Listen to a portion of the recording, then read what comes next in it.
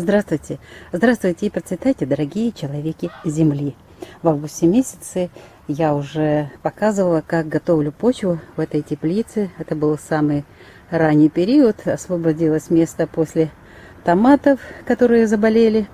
Ну и этот участок был хорошо удобрен пищевыми отходами, органическим удобрением. Залита земля и посажен был ячмень. Вот он уже такой высокий, густой, красивый, этот ячмень. Вот даже коту он очень нравится, да, Ракушка? Вот. И сейчас уже нужно его скосить. И у меня есть шанс еще здесь, вот я собрала уже баклажаны. Один кустик у двери остается. А здесь собраны баклажаны, собраны бутылки. И заправляю также, есть органические еще остатки. И здесь будет измельчаться эта зеленая масса. Хочу посеять здесь еще один сидират.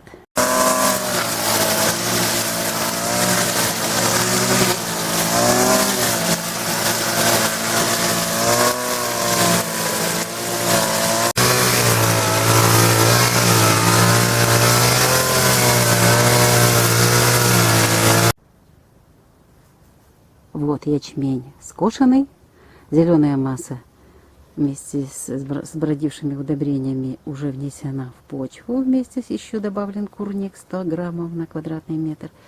А здесь пересапано все. Остается подождать, чтобы подсохли вот эти оставшиеся корешки. Ну и обязательно влагозарядку проведу хорошую.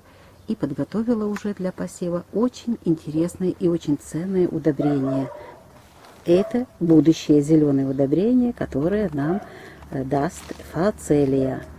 Я уже посеяла, семена в магазине мне показались как-то сильно сухими, но я испытала и вот посеяла в открытый грунт. Дождей не было, не взошли, а вот на поливе как раз растения фацелии взошли. Они подходят мне, эти семена, поэтому я буду сеять и в этой теплице полностью сеять вот это растение. Почему я выбрала именно это растение? Хотя у меня есть сейчас и крестоцветные, и злаковые, другие есть возможность посеять сидираты. Но здесь уже у нас как раз рос ячмень. Повторять по ячменю я не хочу. Да и нельзя это делать. Далее, если я посею масличную редьку и горчицу, то весной я не смогу посеять здесь редис. Практически-то я смогу, но не получу, потому что разведу очень большое количество крестоцветной бложки, ну и других вредителей, которые очень обожают вот эти растения. Поэтому идеальное растение сидират здесь в теплице как раз сейчас фацелия. Но не только из-за этого, а еще из-за ряда вот таких важных вещей. Сейчас октябрь месяц, в теплице у нас на юге еще тепло, даже бывает жарко днем. На улице у нас бывает 19, 20, 15 градусов, а здесь 25. Ночью иногда температура понижается, но в основном это еще плюсовая температура. Холодоустойчивость – это как раз один из плюсов вот этой культуры, почему я выбрала. Следующий момент – теневыносливость. Да, сейчас уже меньше солнечных дней, и она как раз вот это спокойно переносит.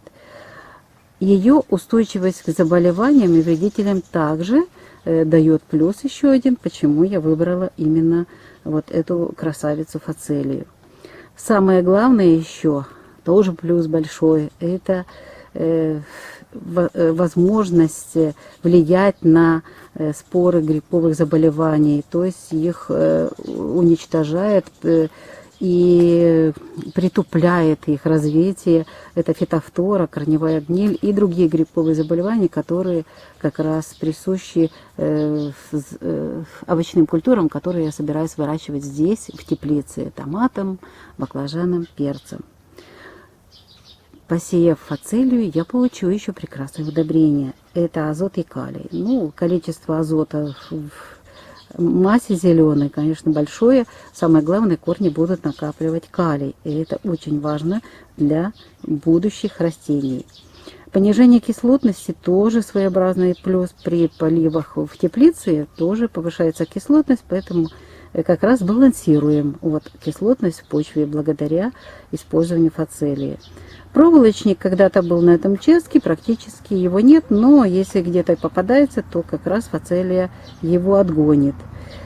Сорняки. Если я оставлю вот так голую почву, то, конечно же, поспешат расти сорняки. Фацелия их уберет.